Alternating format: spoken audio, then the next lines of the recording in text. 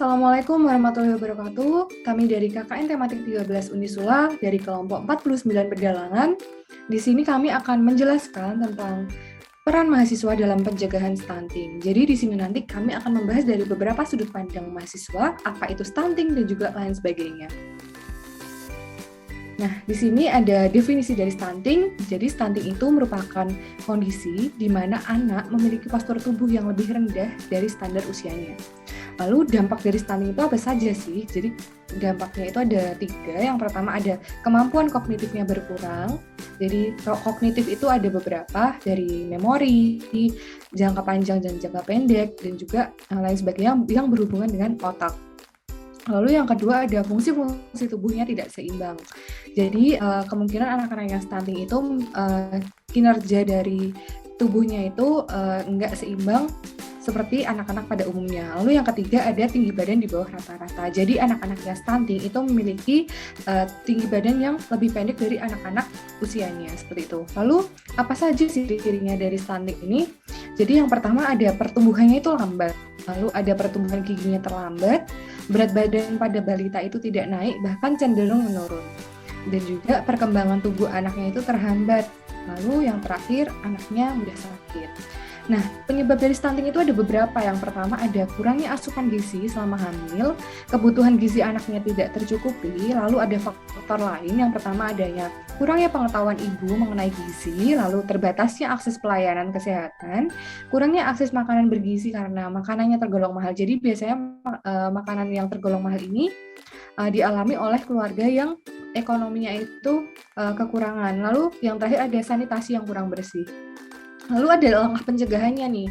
Jadi untuk langkah pencegahannya yang pertama adalah memenuhi nutrisi selama kehamilan, memenuhi nutrisi balita dengan optimal, dan juga menjaga kebersihan lingkungan.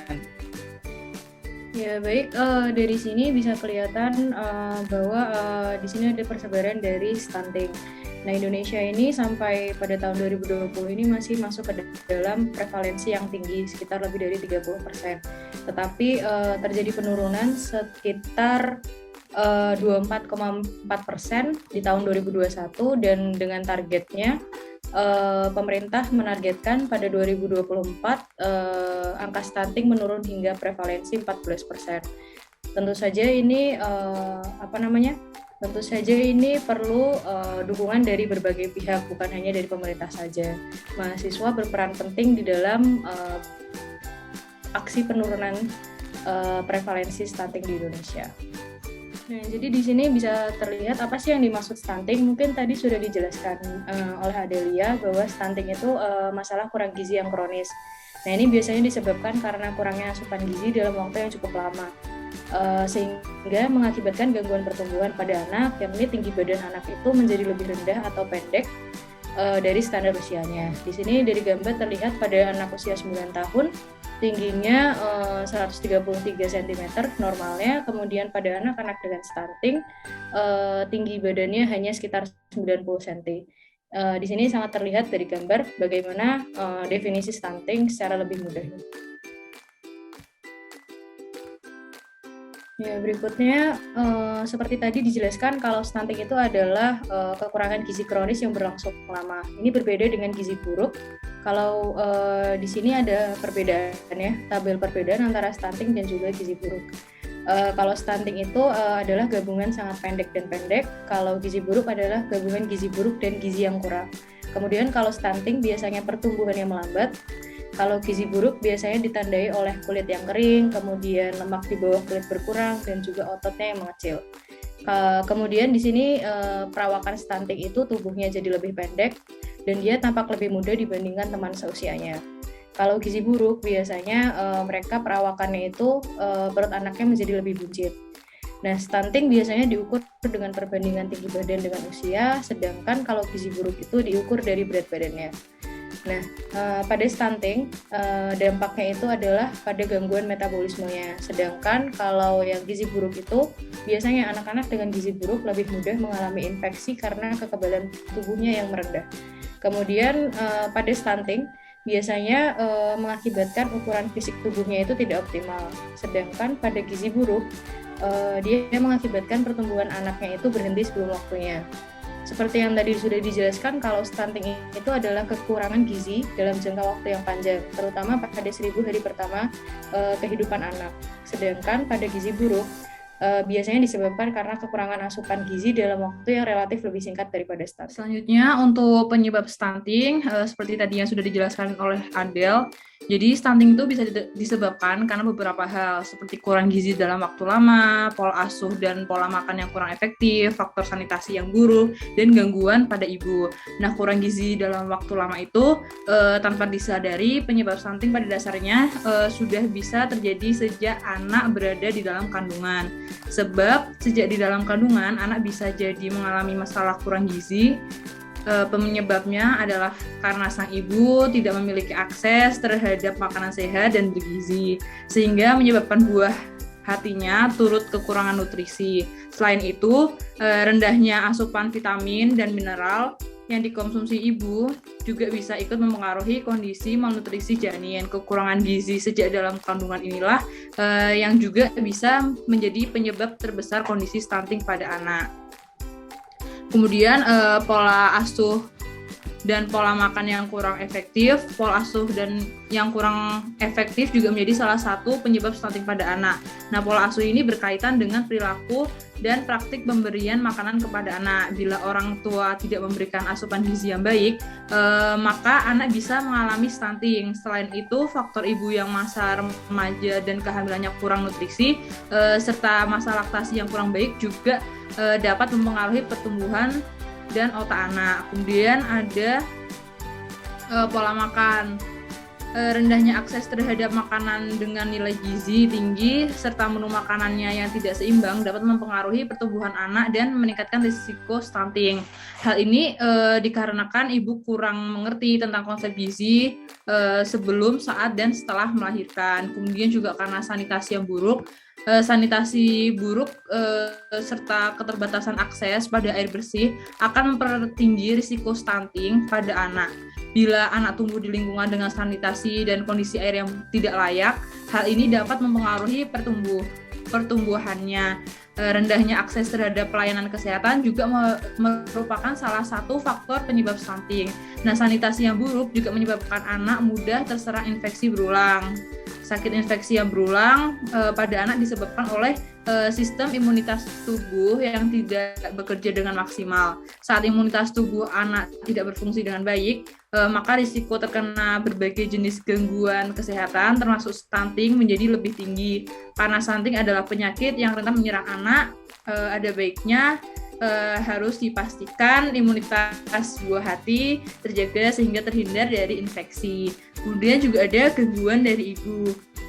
Nah, faktor lainnya yang menyebabkan stunting itu terjadi infeksi pada ibu, kehamilan remaja, gangguan mental pada ibu, dan juga jarak kelahiran anak yang pendek, dan adanya hipertensi. Saat kehamilan, seorang ibu tidak boleh mengalami tekanan mental karena akan mempengaruhi pada kondisi kesehatan anak yang dikandung.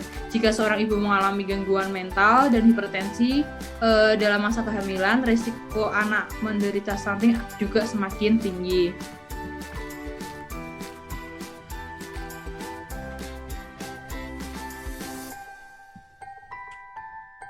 Nah, selanjutnya pada 100 hari pertama kehidupan itu merupakan masa sejak anak dalam kandungan hingga seorang berusia 2 tahun atau disebut sebagai masa periode emas.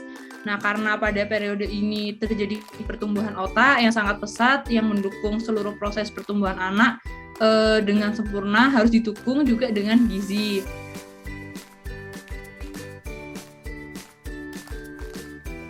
Karena kurang gizi pada 1000 hari pertama kehidupan tidak dapat diperbaiki di masa kehidupan selanjutnya. Nah, apa yang terjadi jika kurang gizi? Bisa mengakibatkan pertumbuhan otak terhambat sehingga anak tidak cerdas, kemudian pertumbuhan jasmani dan perkembangan kemampuan anak terlambat dan anak menjadi pendek, kemudian anak menjadi lemah dan mudah sakit. Lalu anak juga akan sulit mengikuti pelajaran saat bersekolah nantinya. Lalu setelah dewasa akan akan sulit mendapatkan pekerjaan. Nah, selain mempengaruhi kondisi balita pada jangka pendek, stunting juga mempengaruhi masa depan balita karena memiliki efek domino jangka panjang. Nah, efek jangka panjang tersebut seperti postur tubuh yang tidak optimal saat dewasa, penurunan kesehatan reproduksi, penurunan kapasitas belajar, dan performa yang tidak optimal pada masa saat sekolah. Selain itu, stunting juga meningkatkan risiko terkena obesitas dan penurunan fungsi jaringan atau organ di dalam tubuh. Lebih jauh lagi, stunting pada anak juga berpengaruh terhadap produktivitas kerja yang tidak optimal pada masa kerja. Nah, dilihat dari gambar sendiri, pada stunted child, gambaran otaknya berbeda dengan pada anak yang sehat. Jadi bagaimana peran remaja dalam mencegah stunting? Jadi untuk masalahnya yaitu yang pertama itu orang tua tidak diberi pembekalan akan pengetahuan tentang stunting saat posyandu diadakan. Saat dibawa ke posyandu, anak-anak hanya ditimbang, diukur tinggi badan, dan diberi vitamin. Lalu kebanyakan orang tua juga di desa itu mengalami kesulitan dalam mengakses informasi, dan juga banyak dari mereka itu yang belum melek informasi dan gagap dalam teknologi. Nanti hal ini tuh disebabkan karena banyak orang tua yang belum memiliki smartphone untuk mengakses internet seperti itu. Buku atau brosur dari posyandu pun dirasa kurang efektif karena menggunakan bahasa ilmiah dan data yang kompleks sehingga sulit untuk dimengerti. Lalu juga minimnya informasi tentang stunting juga menjadi akar masalah dari penyebab stunting di desa seperti itu. Lalu poster yang dibawa para remaja berisi edukasi tentang stunting, pola asuh yang menggunakan bahasa sederhana. Posternya nanti juga akan dilengkapi dengan gambar-gambar menarik agar mudah dipahami oleh masyarakat. Untuk solusinya itu pembentukan Garda Remaja Pencegahan pada Stunting atau GPRS nanti akan bergerak dalam bidang edukasi tentang stunting, termasuk pentingnya pola pengasuhan anak. Bentuk kegiatan berupa kampanye, yaitu kampanye stunting dilakukan dengan membuat poster dan berkeliling dari dusun ke dusun seperti itu sekali dalam sebulan. Untuk skemanya seperti ini, nanti tahap gerakan GPRS pada tahap 1 nanti penyampaian ide GPRS dalam musyawarah Karang Taruna. Lalu untuk tahap keduanya ini nanti diskusi dan pembahasan materi stunting dan pembagian kelompok kerja. Lalu untuk tahap 3-nya itu pembuatan poster dan GPRS oleh kelompok kerja beranggotakan masing-masing 3 orang. Untuk tahap keempat itu eksekusi gerakan GPRS dengan menyambangi rumah-rumah orang tua dengan balita.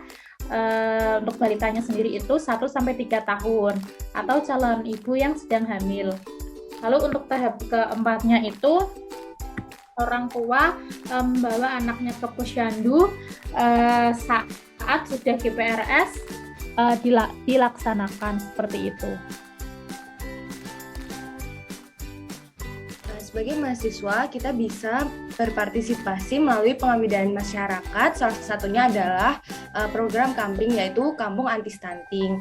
Jadi Kamping itu apa itu Kamping? Jadi Kamping itu merupakan alternatif solusi multisektor untuk memberdayakan perempuan dan remaja terkait penegakan pola asuh anak di tingkat kecamatan atau desa untuk mencegah stunting. Jadi kemudian siapa saja sih yang terlibat? Yang pertama itu ada kecamatan, kemudian desa, dinas kesehatan kabupaten atau kota, kemudian ada puskesmas atau posyandu, kemudian ada pemerintah kota atau kabupaten, kemudian juga ada komunitas Karang Taruna, PKK, dan perkumpulan remaja.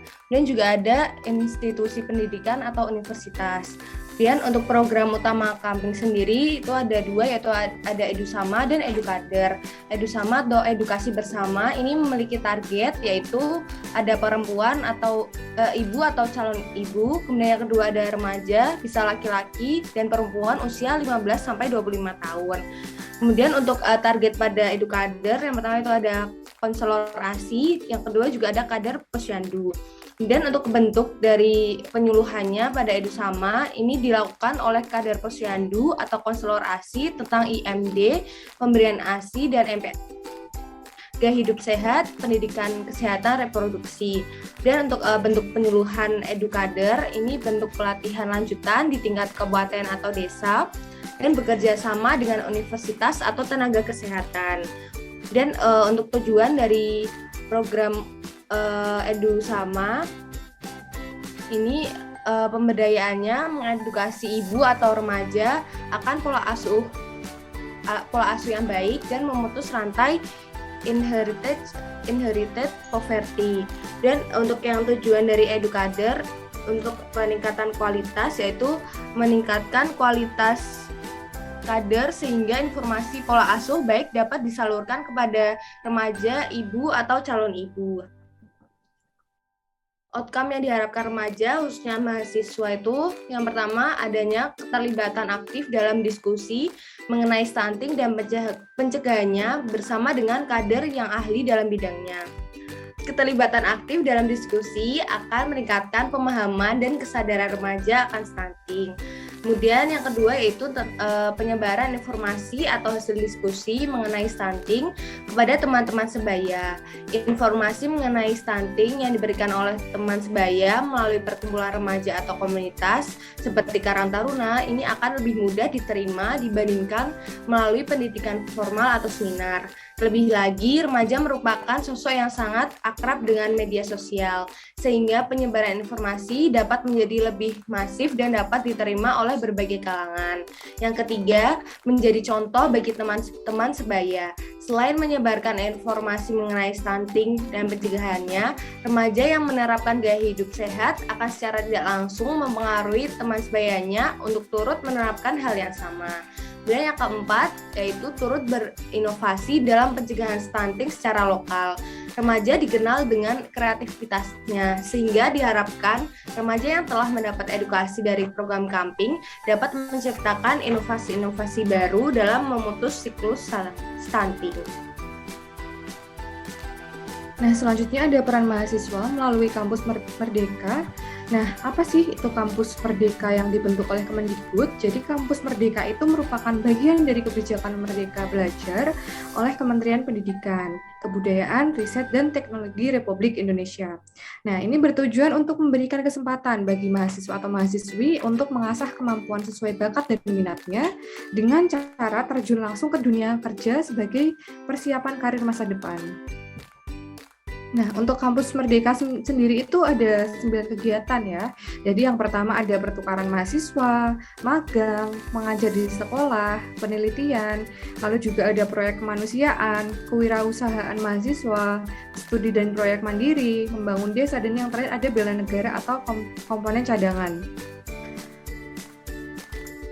Nah, berikut sumber-sumber yang kami gunakan dalam video edukasi ini.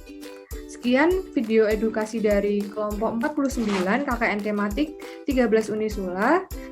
Jika ada kekurangan mohon dimaafkan, jika ada kelebihan semoga bermanfaat bagi kita semuanya. Saya tutup. Wassalamualaikum warahmatullahi wabarakatuh.